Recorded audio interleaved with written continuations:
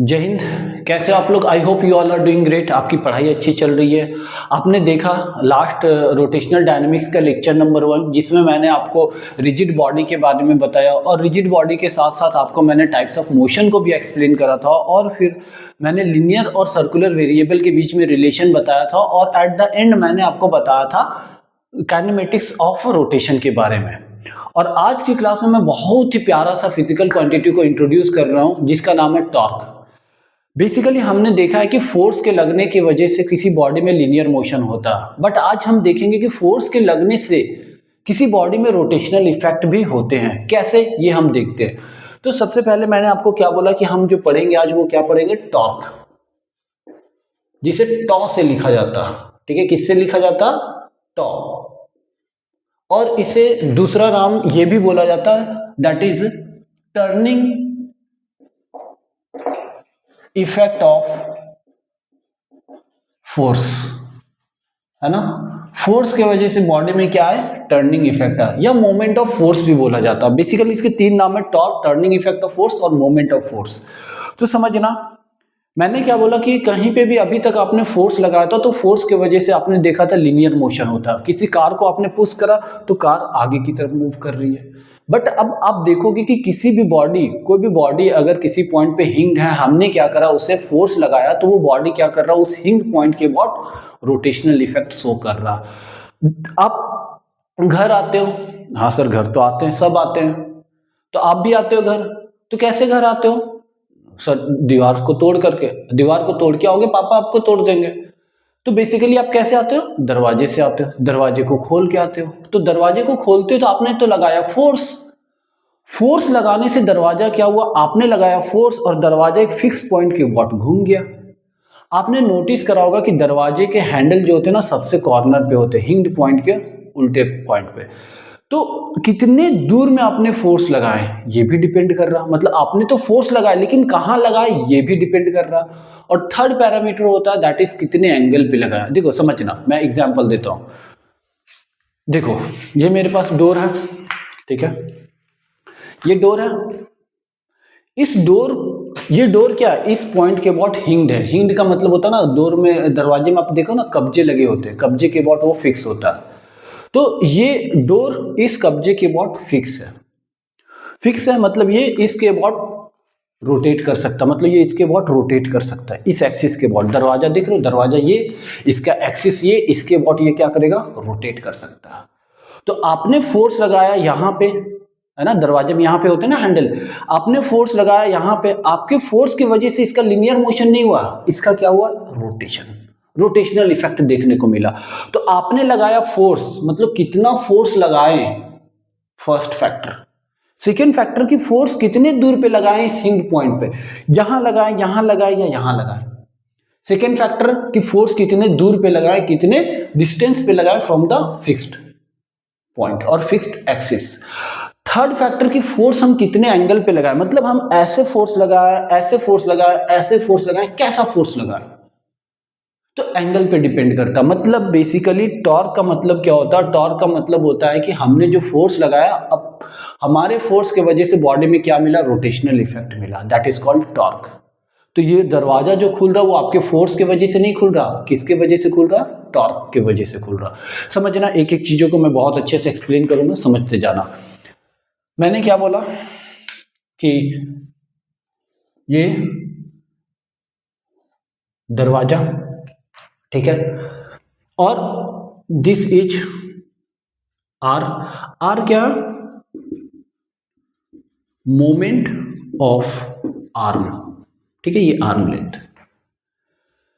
हमने क्या करा ना, किसी पर्टिकुलर एंगल पे, किसी एंगल पे हमने फोर्स लगाया, कुछ इस तरीके से फोर्स लगाया, F. F is what? Force.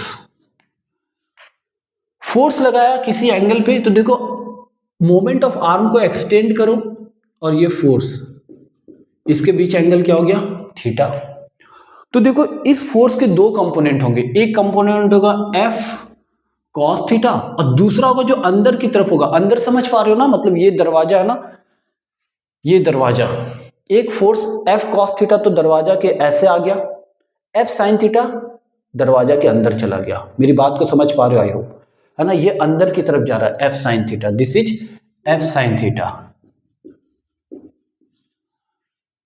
Clear है मेरी बात? मैंने क्या किया, कंपोनेंट को रिजॉल्व कर दिया, फोर्स को एफ साइन थीटा और एफ कॉस थीटा में हमने रिजॉल्व कर दिया। और थीटा क्या है यहाँ पे, theta is angle between R and F. ठीक है, तो देखो मैंने क्या बोला कि इस दरवाजे को खोलने में एफ साइन थीटा का रोल है। एफ साइन थीटा की वजह से दरवाजा ये क्या हो रहा, खुल रहा है। एफ कॉस थीटा की वजह से नहीं, एफ कॉस थीटा की वजह से ये दरवाजा नहीं खुल रहा है। क्लियर है मेरी बात? तो देखो मैं यहां से देख सकता हूं, क्या देख सकता हूं कि ये दरवाजा कुछ इस तरीके से खुल रहा, किसके वजह से, दैट एफ साइन थीटा की वजह से। क्लियर है ना? अब और भी एग्जाम्पल देख सकते हो। क्या एग्जाम्पल देख सकते हो? आपने देखा होगा कि ट्रक है ना, ट्रक के टायर जब पंचर हो जाते हैं ना, तो ट्रक के टायर को चेंज करने के लिए जो बोल्ट को खोलना होता है ना, उस बोल्ट के ऊपर एक बोल्ट होल्डर लगाते हैं और बहुत बड़ा सा रॉड लगाते हैं, और रॉड लगाने के बाद उस पर क्या करते हैं, जंप करते हैं। क्यों? ताकि वो बोल्ट इजी वे में खुल जाए। या आपने देखा होगा कि घर में किसी नट को खोलना होता है तो हम रेंच को यूज करते हैं, और रेंच का लेंथ होता है ये आर्म, ठीक है ना।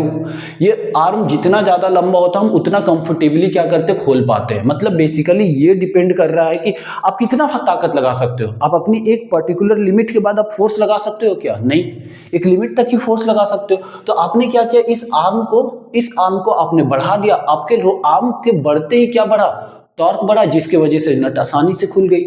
इसीलिए हम क्या करते हैं, आर्म लेंथ को बढ़ाना स्टार्ट करते हैं। क्लियर है मेरी बात कि आर्म लेंथ का रोल क्या है? तो ये हमने प्रैक्टिकली देखा है जगह जगह पे। तो देखो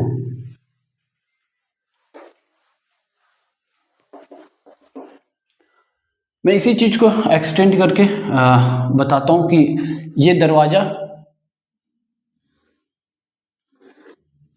को हमने क्या किया, फिक्स कर दिया इस पॉइंट के अबाउट। ठीक है ना, हमने क्या करा, कुछ ऐसा फोर्स लगाया, और this is R moment arm. इसको एक्सटेंड कर दो, this is angle theta moment arm, और फोर्स के बीच एंगल थीटा। ठीक है ना, दिस इज मोमेंट आर्म और फोर्स के बीच का एंगल थीटा। तो इसके दो कंपोनेंट होगा, ये होगा एफ कॉस थीटा और इधर क्या जाएगा, एफ साइन थीटा। ठीक है ना, तो ये आर और एफ साइन थीटा की वजह से क्या होगा, टॉर्क प्रोड्यूस होगा। तो मैं यहां से लिख सकता हूं क्या, torque is equal to R cross F. Torque is equal to R cross F. आपने पढ़ा होगा क्रॉस प्रोडक्ट। ठीक है, क्रॉस प्रोडक्ट में दो वेक्टर का क्रॉस करते हैं तो उसका जो रिजल्टेंट आता है थर्ड वेक्टर, वो दोनों वेक्टर के परपेंडिकुलर होता है। मतलब क्या है कि आर और एफ एक ही प्लेन पे लाई करेगा और टॉर्क उसके परपेंडिकुलर वाले प्लेन पे लाई करेगा। जैसे मैं दिखाता हूं, ठीक है, ये आर वेक्टर और ये एफ वेक्टर एक ही प्लेन पे ना, आर देखो प्लेन कौन सा प्लेन है ये, ठीक है, लगाओ right hand curl rule, R, ठीक है, ये आर है ना, समझ पा रहे हो? तो ये आर और ये एफ, आर क्रॉस एफ, देखो टॉर्क किधर मिल रहा है हमें, ऊपर की तरफ एक्सिस के बॉट मिल रहा है, R cross F, R cross F, तो ये देखो एक्सिस के बॉट मिल रहा है। तो टॉर्क, जो भी फोर्स या फोर्स का वो कंपोनेंट जो एक्सिस ऑफ रोटेशन के बाद टॉर्क प्रोड्यूस कर दे, वो क्या करेगा, वो दरवाजा को या वो उस बॉडी को रोटेट करने में हेल्प करेगा। क्लियर है? मैंने क्या बोला, यहां पे देखो R cross F sine theta, ये क्या हो रहा है, एक्सिस ऑफ रोटेशन के अबाउट आ रहा टॉर्क, है ना, सेम एक्सिस ऑफ रोटेशन के अलॉन्ग आ रहा। तो ये क्या करेगा, ये दरवाजे को खोलेगा, ये रॉड को घुमाएगा। क्लियर है मेरी बात? तो यहां से मैं लिख सकता हूं R cross F, this is R cross F, that is R F sine theta. ठीक है, आपने पढ़ा होगा क्रॉस प्रोडक्ट के बारे में, आर एफ साइन थीटा। और N cap, N cap is what, direction.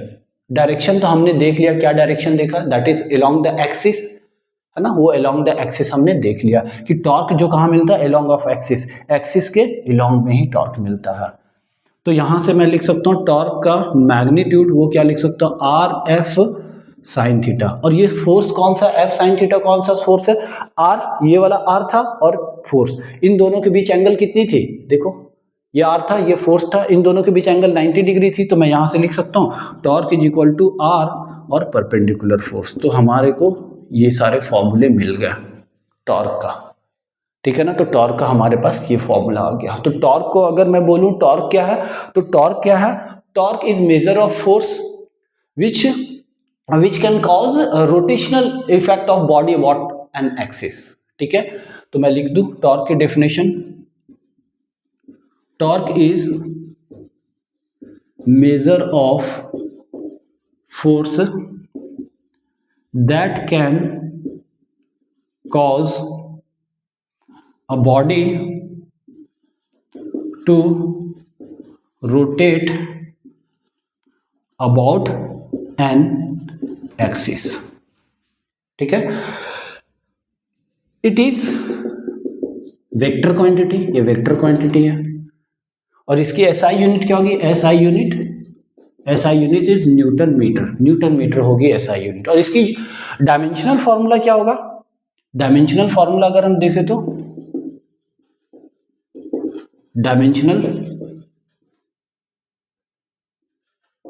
Formula, तो टॉर्क इज इक्वल टू क्या होता है, आर क्रॉस एफ होता है ना। तो टॉर्क का डायमेंशन फॉर्मूला देखा जाए तो आर का होगा मीटर, ठीक है, जिसको एल, फोर्स का क्या होता है M L T minus two, तो ये एल और एल मिलके क्या बन जाएगा, that is m1l2 t minus two. This is the dimension of torque, ये टॉर्क का डायमेंशन हो गया, वेक्टर क्वांटिटी है। ये सारी बात मैंने टॉर्क के लिए एक्सप्लेन कर दिया, ठीक है। फॉर्मूला इंपॉर्टेंट है, लिख लिए, चलो ठीक है, देखते हैं। अच्छा ये मेरे को बताओ कि कहीं पे भी आर्म, मोमेंट आर्म होगा, परपेंडिकुलर फोर्स होगा, तो सारे मोमेंट ऑफ आर्म और परपेंडिकुलर फोर्स का प्रोडक्ट टॉर्क देगा क्या, टॉर्क देगा क्या, देखते कंडीशन देखते हैं, ठीक है। ये लिख लिया, कंडीशन देखते हैं अब।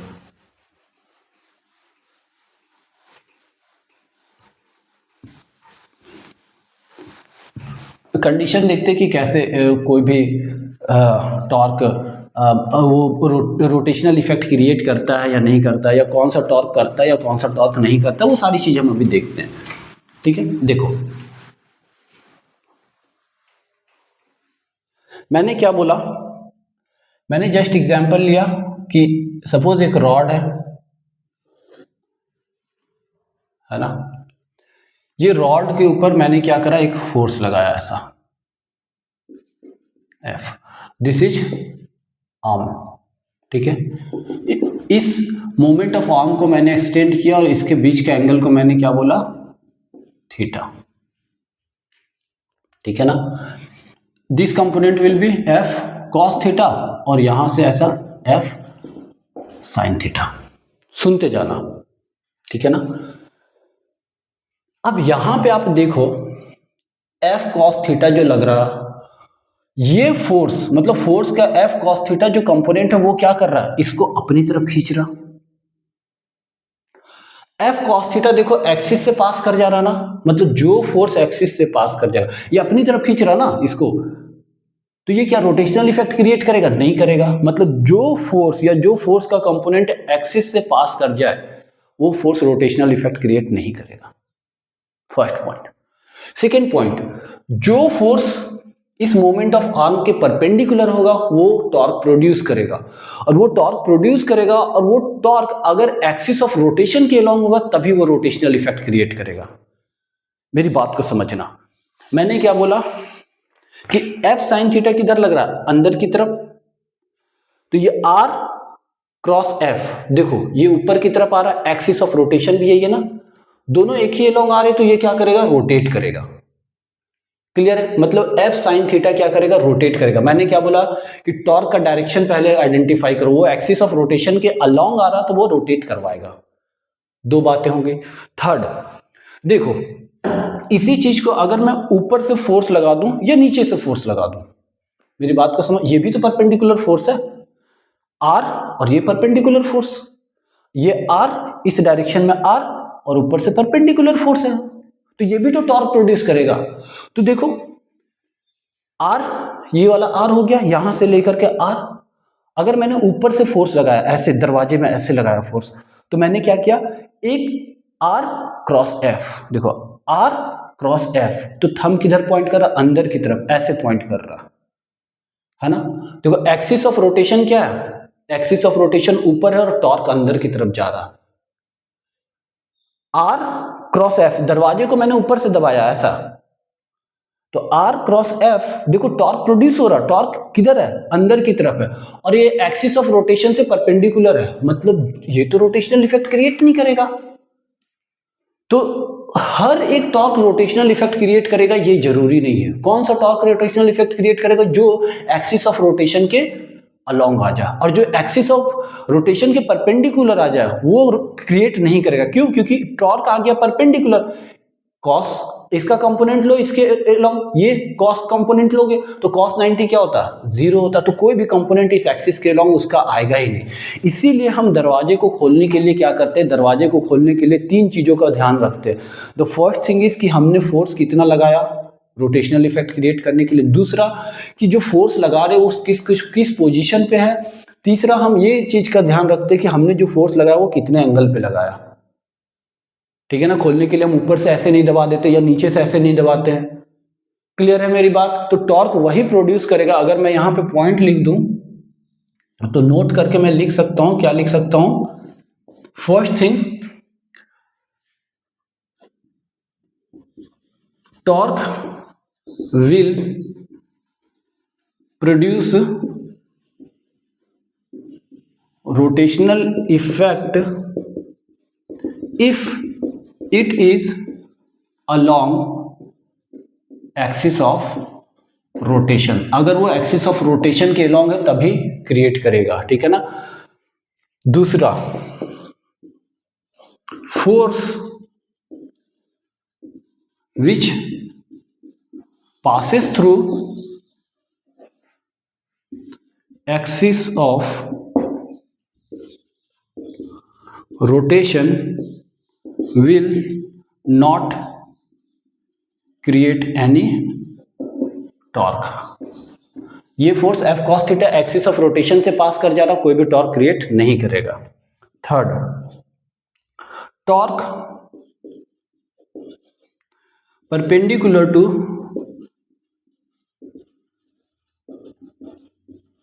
Axis of rotation will not rotate body।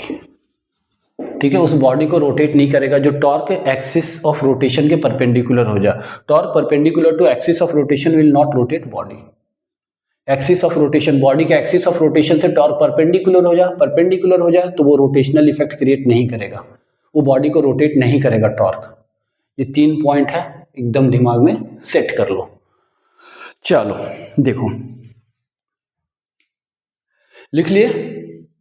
तो हमें पता लग गया कि टॉर्क का मतलब क्या होता है, कि फोर्स लगाया हमने और हमारे फोर्स के, उस फोर्स के वजह से क्या हो जाए, बॉडी में रोटेशनल इफेक्ट क्रिएट कर जाए, किसी एक्सिस के बॉट वो बॉडी क्या कर जाए, रोटेट कर जाए। यही काम करते हो ना आप जब पार्क में जाते हो तो पार्क में गेट होता है ना, उस गेट के एक कॉर्नर को पकड़ते हो और घूमते हो और अंदर चले जाते हो। तो आपने क्या किया, वहां पे एक्सिस ऑफ रोटेशन के बॉट आपने क्या किया, फोर्स लगाया और आपके फोर्स की वजह से वो टॉर्क जनरेट हुआ जिसकी वजह से वो रोटेट हो गया और आप अंदर चले गए। ठीक है ना, क्लियर है मेरी बात, ये बातें समझ आ रही है, क्या है नहीं है। चलो ठीक है, अब आपने टॉर्क के बारे में पढ़ लिया कि टॉर्क क्या होता है, टॉर्क के वजह से क्या होता है, और टॉर्क में कौन कौन से फोर्सेस या कौन सा टॉर्क है जो रोटेशनल इफेक्ट क्रिएट करता है, ये सारी कंडीशन आपने देख लिए। अब मैं बात करता हूं दैट कुछ न्यूमेरिकल के। ठीक है ना, देखते हैं कुछ न्यूमेरिकल। तो देखो, सबसे फर्स्ट है, आप, मैं 2 बातों को यहां पे डील करूंगा, एक torque about axis of rotation, एक टॉर्क अबाउट अ पॉइंट। ठीक है ना, किसी पॉइंट के अबाउट टॉर्क की बात करूंगा और किसी एक्सिस ऑफ रोटेशन के अबाउट टॉर्क की बात करूंगा। तो सबसे पहले मैं एक्सिस ऑफ रोटेशन की बात करता हूं। सपोज मैंने क्या करा, मैंने फोर्स लगाया यहाँ पे F is equal to 20 newton और यहाँ से यहाँ तक मोमेंट आर्म जो है वो 2 मीटर का। आप मेरे को बताओ टॉर्क कितना प्रोड्यूस होगा। चलो सॉल्व कर लियोगे वीडियो को पॉज करके। तो देखो आपको मालूम है ये फोर्स किधर से पास हो रहा है, एक्सिस ऑफ रोटेशन से पास हो रहा है। तो एक्सिस ऑफ रोटेशन से जो फोर्स पास होगा वो टॉर्क प्रोड्यूस करेगा क्या, नहीं प्रोड्यूस करेगा। तो यहाँ पे टॉर्क क्या होगा, जीरो। क्यों, क्योंकि ये एक्सिस ऑफ रोटेशन से पास हो रहा है। क्लियर है। चलो सेकेंड क्वेश्चन करते हैं। रॉड है, मैंने रॉड को क्या किया, इस तरीके से फिक्स कर दिया। ठीक है, रॉड को मैंने क्या किया, इस तरीके से फिक्स कर दिया। अब मेरे को बताओ यहाँ पे मैंने क्या किया, यहाँ पे फोर्स लगाया कुछ इस तरीके से, ऐसा F is equal to 20 newton और ये आर्म, मोमेंट ऑफ आर्म जो है वो है दैट इज 2 मीटर।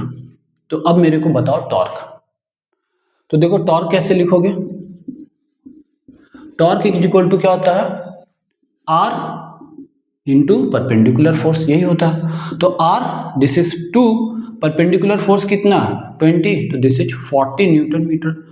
चलो ये आपने टॉर्क का मैग्नीट्यूड बता दिया, लेकिन टॉर्क की डायरेक्शन किधर लग रहा होगा, ये torque is a vector quantity, तो किस पॉजिटिव होगा या नेगेटिव होगा वो हम कैसे देखेंगे। चलो इस चीज को भी देख लेते हैं। देखो क्वेश्चन करोगे, जितना क्वेश्चन करोगे उतना ज्यादा आपको आइडिया आएंगे कि किस तरीके से क्वेश्चन को सॉल्व करने और कैसे आंसर आते हैं। तो देखो यहां पे ध्यान देना आप, मैंने बोला क्या, टॉर्क का तो मैग्नीट्यूड हमने कैलकुलेट कर लिया, लेकिन उसकी डायरेक्शन की तो बात ही नहीं की। क्यों, क्योंकि torque is a vector quantity, तो उसकी डायरेक्शन भी आनी चाहिए।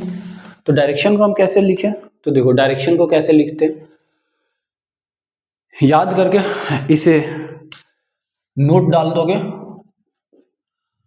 अगर मान लो रॉड है वो फिक्स है इस पॉइंट पे, ठीक है ना, मतलब ये व्हाइट बोर्ड के प्लेन के ऊपर लगा हुआ है, व्हाइट बोर्ड के प्लेन के ऊपर ऐसा रखा हुआ है ना, कुछ इस तरीके से ऐसा। ठीक है, मैंने क्या किया, ये जो डिस्टेंस है, ये डिस्टेंस क्या, आर्क है ना, आर है ना, ये आर्म, मोमेंट आर्म। मैंने क्या किया, ऐसा फोर्स लगाया। तो देखो ऐसा फोर्स लगाया तो ये कैसा रोटेशनल इफेक्ट क्रिएट कर रहा, एंटी क्लॉकवाइज। तो जब मैंने फोर्स लगाया ऐसा, तो ये क्रिएट कर रहा है कैसा, एंटी क्लॉकवाइज। अब इसकी एक्सिस की बात कर लो आप, राइट हैंड कर्ल रूल लगाओ, R क्रॉस F, ठीक है, दिस इज R और दिस इज F, ठीक है ना, दिस इज R और ये F, R cross F, R cross F। तो देखो थंब किधर पॉइंट कर रहा, ये R क्रॉस F, तो थंब बाहर की तरफ पॉइंट कर रहा, मतलब यहाँ पे एक्सिस ऑफ रोटेशन के लॉन्ग जो टॉर्क प्रोड्यूस कर रहा है वो बाहर प्रोड्यूस हो रहा है ना। अगर ये x एक्सिस है और ये y एक्सिस है, R x axis, F y axis, तो ये किस में आ रहा, पॉजिटिव z एक्सिस में आ रहा। तो अगर आपने फोर्स लगाया और वो रोटेशन एंटी क्लॉकवाइज सेंस में दे रहा, तो यहाँ पे जो टॉर्क प्रोड्यूस होगा वो क्या होगा, बाहर की तरफ, है ना। देखो R क्रॉस F, बाहर की तरफ। तो दिस एंटी क्लॉकवाइज टॉर्क जो यहां प्रोड्यूस होगा दैट इज पॉजिटिव। क्लियर है, anti clockwise positive. Second case देखो, रॉड को आपने क्या किया, फिक्स कर दिया। अब आपने फोर्स कुछ ऐसा लगाया और दिस इज मोमेंट आर्म। तो यहां पे देखो, अब लगाओ R क्रॉस F, देखो R है ना, ये क्या होगा, ये R cross F, R cross F नीचे आया ना, थंब किधर पॉइंट कर रहा, अंदर की तरफ पॉइंट कर रहा, नेगेटिव जेड एक्सिस में। तो अगर फोर्स के वजह से जो सेंस ऑफ रोटेशन मिले हमें क्लॉकवाइज, तो यहां पे जो टॉर्क होगा वो होगा नेगेटिव होगा, ठीक है, नेगेटिव जेड एक्सिस के लॉन्ग टॉर्क आ रहा। क्लियर है मेरी बात। तो यहां से देखो इस क्वेश्चन में अब नेगेटिव पॉजिटिव आप बता सकते हो, क्या बता सकते हो, देखो R क्रॉस F ये बाहर की तरफ आ रहा, तो दिस इज पॉजिटिव, और आप बोल सकते हो यहाँ पे पॉजिटिव है तो एंटी क्लॉकवाइज सेंस, और ये बाहर की तरफ तो मैं यहाँ से लिख सकता हूँ 40 यूनिट कैप के अगर माइनस होता तो अंदर की तरफ हो जाता। क्लियर है मेरी बात? ठीक है, या सिंपल पॉजिटिव रहने दो या तो आप के टर्म में लिखो, बात वही है। चलो ठीक है, इसको लिख लो, नोट कर लो, फिर मैं और न्यूमेरिकल करवाता हूं। चलो लिख लिया, देखो अब एक दो न्यूमेरिकल और इस पे करवाता हूं, फिर दूसरा टॉर्क अबाउट अ पॉइंट मैं करवाऊंगा।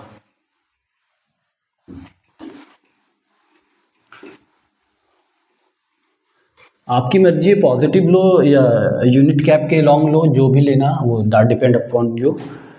देखो क्वेश्चन क्या है, एक रॉड है जिसको मैंने क्या किया, फिक्स कर दिया, और दिस आर इज 2 मीटर, और मैंने क्या करा, कुछ ऐसा फोर्स लगाया, F is equal to 20 Newton का, और ये 37 डिग्री पे। आपको मेरे को बताना टॉर्क कितना प्रोड्यूस होगा, व्हाट इज टॉर्क। चलो सॉल्व करो इसे, आई होप सॉल्व कर लिया होगा। तो देखो इस फोर्स का दो कंपोनेंट लोगे, एक कंपोनेंट क्या आएगा F cos 37 और दूसरा क्या आएगा F sin 37, है ना। अगर मैं बात करूं F sin 37 की, तो ये कितना हो जाएगा, F है 20, sin 37 कितना होता है, that is 3/5, this is 12 Newton. और अगर मैं बात करूं F cos 37 की, तो F इज 20, cos 37 इज 4/5, तो दिस इज 16 न्यूटन होगा। और यहां से जो एक्सिस ऑफ रोटेशन मेरे को इस जगह से पता है, this is R is equal to 2 metre.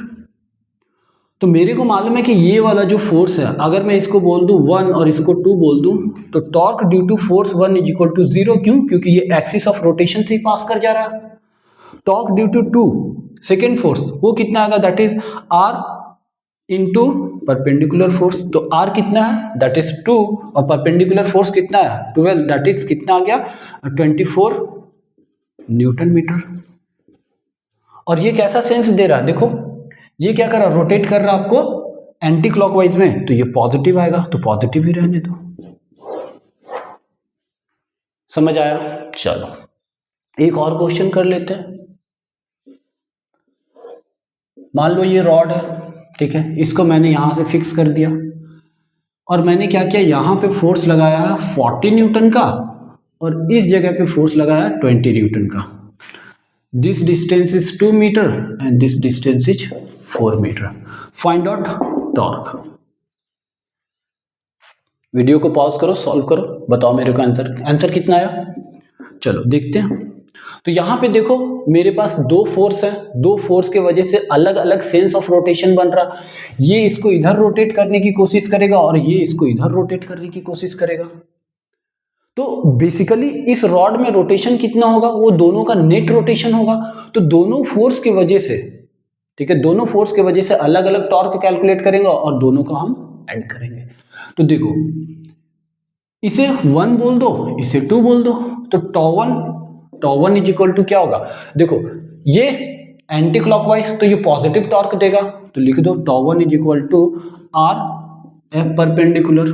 तो आर कितना है, दैट इज 4, परपेंडिकुलर कितना है, that is 40, that is 160 newton metre. और ये कैसा सेंस में है, पॉजिटिव है ना।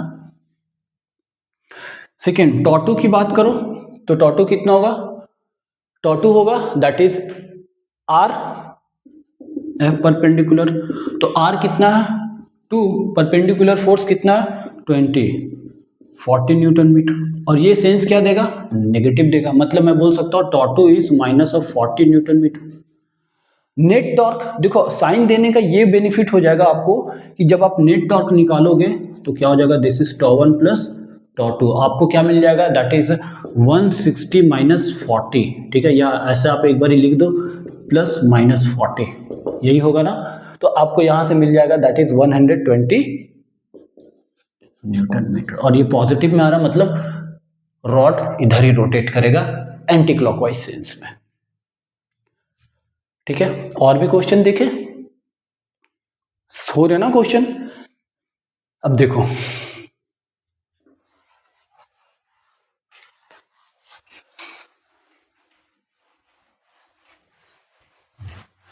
यहां से देखो एक क्वेश्चन और करते हैं।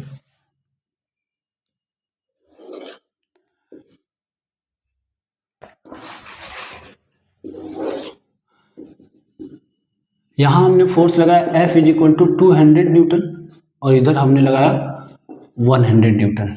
ठीक है, this is centre, this R is equal to 2 metre. तो आपको क्या करना, बताना है टॉर्क, नेट टॉर्क कितना होगा। सॉल्व करो पॉज करके वीडियो को। आई होप आपने सॉल्व कर लिया होगा। तो देखो मैं इसको 1 बोल देता हूं, इसको 2 बोल देता हूं। तो यहां से देखो दिस इज R और दिस इज F, दोनों के बीच एंगल कितनी है 90 डिग्री। तो हमें पता है टॉर्क इज इक्वल टू क्या होता है RF साइन थीटा। तो थीटा इज 90 डिग्री, तो साइन 90 इज इक्वल टू क्या हो जाएगा 1। तो यहां पे लिख दो torque is equal to R into F। अब R की वैल्यू कितनी है, टॉ1 की मैं बात कर रहा हूं, ठीक है ना, टॉ1 R की वैल्यू कितनी है 2, F इज 200, 2 into 200 this is 400 newton metre. और सेंस क्या है, सेंस है क्लॉकवाइज, तो दिस इज माइनस ऑफ 400। ठीक है, सेम उसी तरीके से टॉ2 की बात कर लो। तो टॉ2 क्या है, that is R, F perpendicular लिख लो। तो R की वैल्यू यहां से यहां तक 2 ही है और F परपेंडिकुलर कितना 100 है, तो दिस इज 200। और ये क्या होगा, प्लस सेंस में आएगा, क्यों, क्योंकि ये एंटी क्लॉकवाइज में है। देखो नीचे R cross F, R cross F। ठीक है, इसमें देखो R क्रॉस F, दोनों का डायरेक्शन अलग है। आप देखो ऐड और सब्ट्रैक्ट में R क्रॉस F, इसके लिए जो टॉर्क हो रहा है वो अंदर की तरफ हो रहा, अंदर की तरफ हो रहा। इसके लिए जो टॉर्क बनेगा R क्रॉस F वो बाहर की तरफ बनेगा। वो किधर बनेगा, बाहर की तरफ। इसके लिए होगा इनटू, और इसके लिए क्या होगा पॉट। ठीक है, बाहर की तरफ। दोनों टॉर्क एक दूसरे को उल्टा ना तो क्या होंगे, सब्ट्रैक्ट होंगे। तो बड़े वाले में से छोटे वाले को सब्ट्रैक्ट कर दो। ठीक है, या प्लस माइनस साइन ले रखा है, दोनों को ऐड कर दो, ऑटोमेटिकली वैल्यू आ जाएंगे। तो यहां से देखो टॉ1 प्लस टॉ2 इज टॉ नेट। तो यहां से मेरे को मिल जाएगा टॉ1 की वैल्यू है माइनस ऑफ 400 प्लस टॉ2 की वैल्यू है 200। तो नेट कितना आ गया, minus of 200 newton metre. Minus of 200 का मतलब क्या हो गया, माइनस, दैट इज क्लॉकवाइज। ये इस तरीके से रोटेट करवाएगा। ठीक है, this is all about the torque about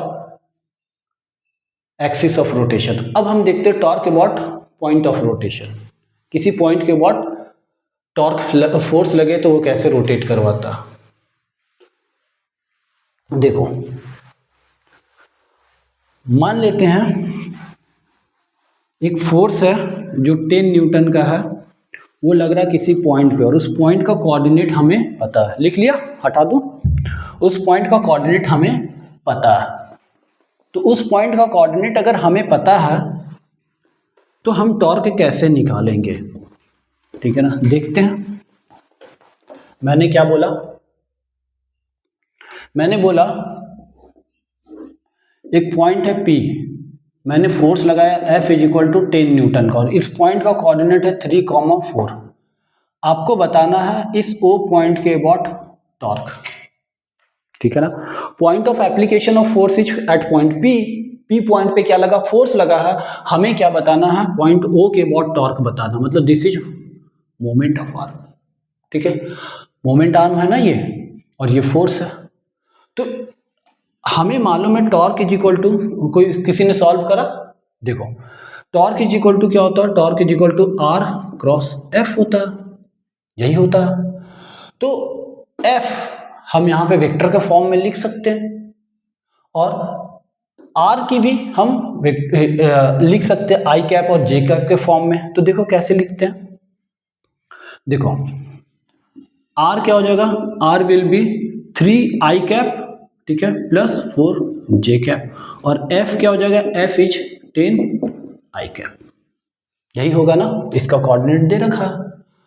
तो टॉर्क इज इक्वल टू क्या होगा, R क्रॉस F, तो 3I plus 4j cross 10i।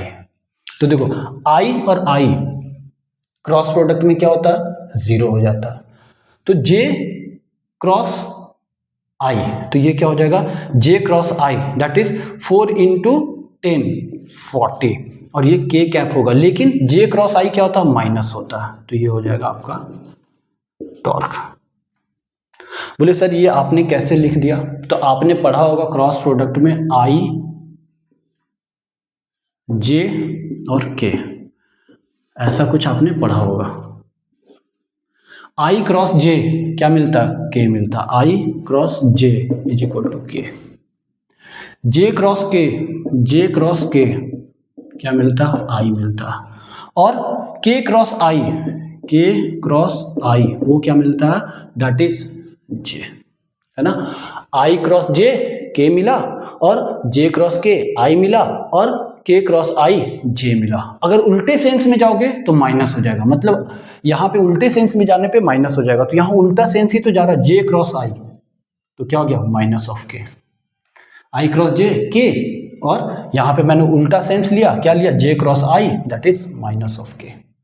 अब देख लो, बिलीव नहीं होता तो r क्रॉस f, r इस डायरेक्शन में और f इस डायरेक्शन में, मैंने कर्ल को r से f की तरफ ले गया, अंगूठा किधर आया, थंब किधर आया, अंदर की तरफ, माइनस ऑफ z एक्सिस में आया। आप ऐसे भी चेक कर सकते हो, आपकी जैसी मर्जी।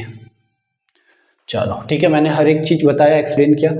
चलो एक क्वेश्चन और देखते हैं, जो कि और भी, देखो ये क्वेश्चन जो जेईई मेंस 2020 में आया हुआ क्वेश्चन है, इसमें क्या बोल रखा, फोर्स की वैल्यू दे रखी है, ठीक है, इन वेक्टर फॉर्म।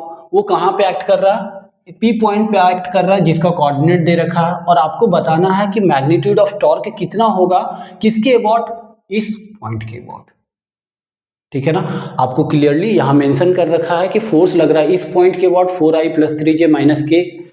आपको फाइंड आउट करना टॉर्क अबाउट दिस पॉइंट, ठीक है। तो सॉल्यूशन देखते हैं, वीडियो को पॉज करके एक बार ट्राई करो आप सॉल्व करने की। क्वेश्चन में बोल रखा है कि ये पॉइंट ओ है, जिसका आपको यहाँ पे कोऑर्डिनेट दे रखे हैं, ठीक है ना, और पॉइंट पी उसकी भी कोऑर्डिनेट दे रखी है। आपको इस पॉइंट के अबाउट जो फोर्स लग रहा है, इस फोर्स की वजह से कितना टॉर्क प्रोड्यूस हो रहा है, उसकी मैग्नीट्यूड बताओ। तो आपको पता है कि टॉर्क इज इक्वल टू क्या होता है, that is r cross f होता है, यही होता है। तो मेरे को r चाहिए, यहाँ पे ये पोजीशन वेक्टर और इसका पोजीशन वेक्टर दे रखा है, दोनों के बीच का मेरे को क्या चाहिए, मोमेंट आर्म चाहिए। तो मोमेंट आर्म के लिए क्या लिखते हैं, मोमेंट आर्म के लिए लिखते हैं that is r is equal to rp minus ro। दोनों पोजीशन वेक्टर को सब्ट्रैक्ट करेंगे, ठीक है ना। आपने पढ़ा भी होगा किसमें, वेक्टर में, डिस्प्लेसमेंट वेक्टर के बारे में, है ना। पोजीशन वेक्टर पढ़ा होगा, पोजीशन वेक्टर से हम डिस्प्लेसमेंट वेक्टर कैसे निकालते, तो सेम डिस्प्लेसमेंट वेक्टर निकाल रहा हूं मैं। तो देखो मैं यहाँ से लिख सकता हूँ टॉर्क की वैल्यू कितनी है वो फाइंड आउट करना। फोर्स मेरे को दे रखा, फोर्स वेक्टर कितना, that is i + 2j + 3k, यही है ना। और rp, ठीक है, position vector of point p वो कितना दे रखा, 4i + 3j - k, और ro जिस पॉइंट के अबाउट मेरे को टॉर्क निकालना उसका दे रखा i + 2j + k।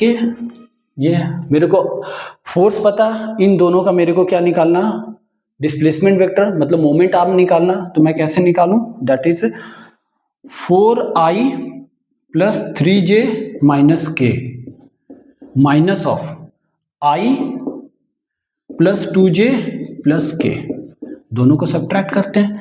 i से i को सब्ट्रैक्ट करेंगे, मतलब 4i - i 3i, 3j - 2j, तो दैट इज +j -k, और ये -k -2k, ये मेरे को मिल गया, दैट इज मोमेंट आर्म मिल गया।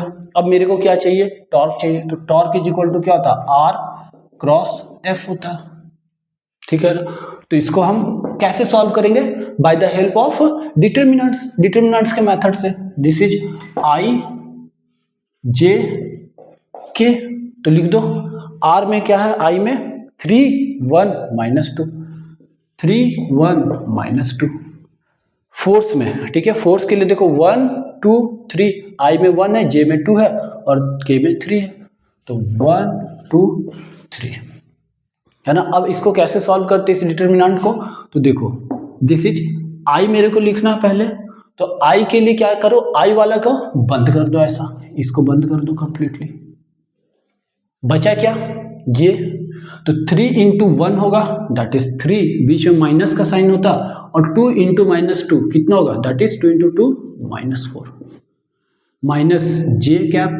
अब देखो, अब जे के लिए करना है तो इस वाले को बंद करना होगा, इसको ओपन करना होगा, है ना, ये ओपन हो जाएगा, जे वाला बंद हो जाएगा, तो क्या होगा 3 इंटू 3 9, बीच में माइनस साइन, और ये minus of 1 into -2 that is -2 plus के कैप। अब के के लिए करना है तो ये वाले के को बंद कर दो, बचेगा क्या, दिस ओनली, तो 3 इंटू 2 6, बीच में माइनस साइन 1 इंटू 1, तो ये आ गया। तो यहां से देखो आई कैप, इसमें क्या आ जाएगा, दैट इज 3 + 4 होगा ना, 3 + 4 माइनस जे कैप 9 + 2 9 + 2 होगा, प्लस के कैप पे देखो 6 - 1 6 - 1, तो यहां से आ जाएगा that is 7 I cap minus of 11 J cap plus of K cap कितनी 5 के कैप, है ना,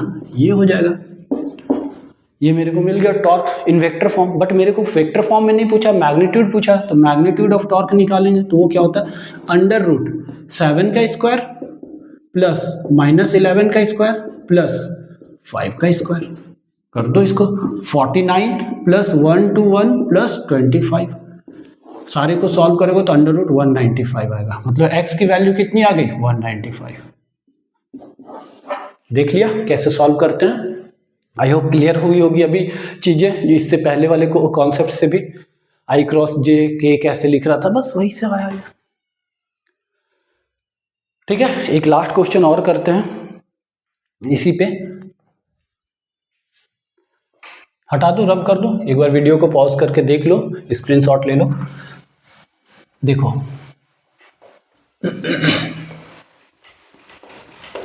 एक क्वेश्चन क्या है कि किसी बॉल को या किसी पार्टिकल का मास m है, उसको प्रोजेक्ट किया गया है इन अ पैराबोलिक पाथ। ठीक है, किसी पार्टिकल को क्या किया गया, प्रोजेक्ट किया गया इन अ parabolic path.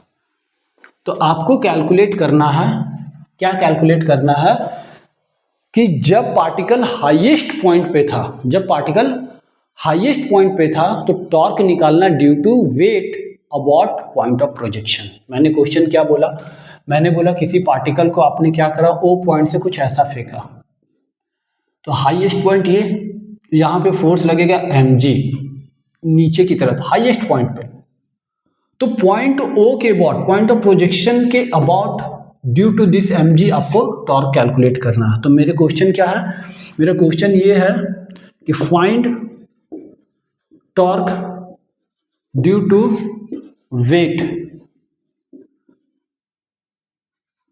about point of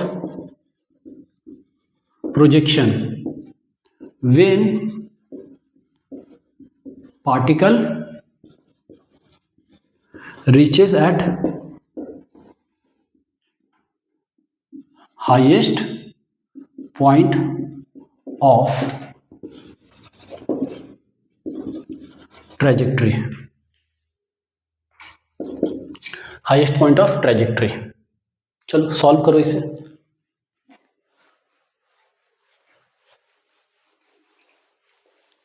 देखो सिंपल है, इस क्वेश्चन को सोचने का तरीका, अगर कुछ नहीं समझ आता तो टॉर्क का फॉर्मूला पहले लिखो। देखो टॉर्क का फॉर्मूला में हम कैसे सेट करें कि हमारा जो रिक्वायर्ड डेटा है या गिवन डेटा है उससे हम रिक्वायर्ड डेटा निकाल लें, ठीक है ना। तो देखो क्वेश्चन में क्या बोल रखा है कि जब पार्टिकल हाईएस्ट पॉइंट पे, हाईएस्ट पॉइंट का मतलब क्या है कि ये जो हाइट होगा, ये जो हाइट होगा h मैक्स हो जाएगा, और हाईएस्ट पॉइंट कहां पे होगा, सेंटर पे होगा, तो ये क्या होगा, रेंज का आधा हो जाएगा, हाफ ऑफ रेंज, ठीक है ना।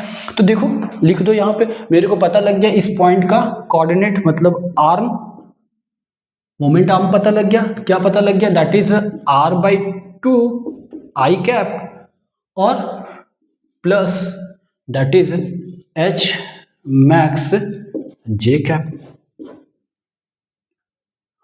फोर्स वेक्टर चाहिए तो फोर्स वेक्टर क्या होगा, mg होगा, लेकिन ये mg किधर लग रहा है, नीचे की तरफ लग रहा है, this is minus of J. पता लग गया, अब निकाल दो torque. Torque is equal to क्या होता है, that is R vector cross F vector. तो आर वेक्टर मेरे को मालूम है, that is R by two I cap plus H max J cap cross F निकालना है, F that is M G minus of J cap, यही है ना। अब इससे क्रॉस मल्टीप्लीकेशन कर दो, जे जे वाला टर्म तो कैंसिल होगा, जे क्रॉस जो जीरो आ जाएगा, आई क्रॉस जे, ठीक है। तो ये क्या हो जाएगा, that is R by two into M G minus of K cap, ठीक है। तो this is M G R by two minus of K cap. देख लो डायरेक्शन माइनस में, देख लो आर, ये आर नीचे M G, R cross M G, ये अंदर की तरफ जा रहा ना, तो माइनस के कैप, दिस इज टॉर्क।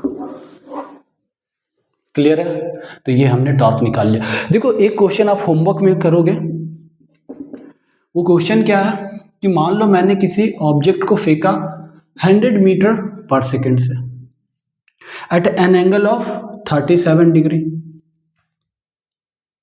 आपको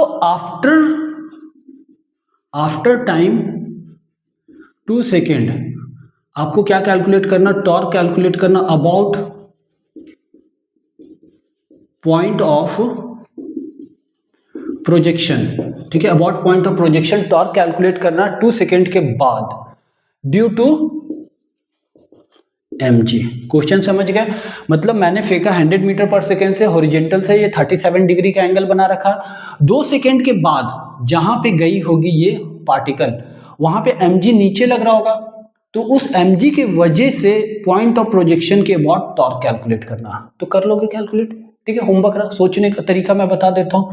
देखो मेरे को r चाहिए, मोमेंट आर्म चाहिए, तो मोमेंट आर्म के लिए x एक्सिस, तो x की वैल्यू कितनी हो जाएगी, u cos 37 degree into that time, तो मेरे को x कोऑर्डिनेट मिल गया।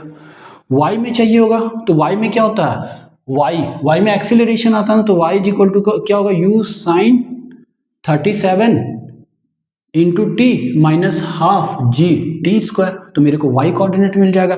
x और y कोऑर्डिनेट मिल गया, फोर्स मेरे को मालूम है, ऐसे ही कर दोगे आ जाएगा आंसर। क्लियर है, इसे सॉल्व करोगे, नहीं सॉल्व होगा तो मेरे को बताना कमेंट में क्या आंसर आता है वो मेरे को कमेंट करके बताओगे, ठीक है। तो this is all about the torque. आज की क्लास में हमने टॉर्क को बहुत ही डिटेल में पढ़ा, उससे रिलेटेड जितने न्यूमेरिकल हो सकते थे मैंने आपको न्यूमेरिकल एक्सप्लेन कर दिया कि टॉर्क होता क्या है, टॉर्क की वजह से क्या होता है, टॉर्क की वजह से कोई भी ऑब्जेक्ट, कोई भी बॉडी क्या करता है, अपने एक्सिस के अबाउट रोटेट करता है। बेसिकली फोर्स, टॉर्क वो फिजिकल क्वांटिटी है जो कि फोर्स की रोटेशनल इफेक्ट को बताता है। और मैंने बोला टॉर्क 3 पैरामीटर पे डिपेंड करते हैं, first parameter is force, second parameter is perpendicular distance, या आप बोल सकते हो moment arm, third parameter is angle, कितने एंगल पे लग रहा है। क्लियर है ना, तो this is all about the torque. I hope आपको समझ आया होगा, चीजें बहुत सारी चीज क्लियर हुई होंगी, नए टर्म थे, नए तरीके से मैंने आपको एक्सप्लेन करा with all kind of practical demonstration. तो आप पढ़ाई करो, जितनी ज़्यादा आप पढ़ाई करोगे उतना ज़्यादा आपका सक्सेस का रेट बढ़ेगा। थैंक यू वेरी मच, मेहनत करते रहो।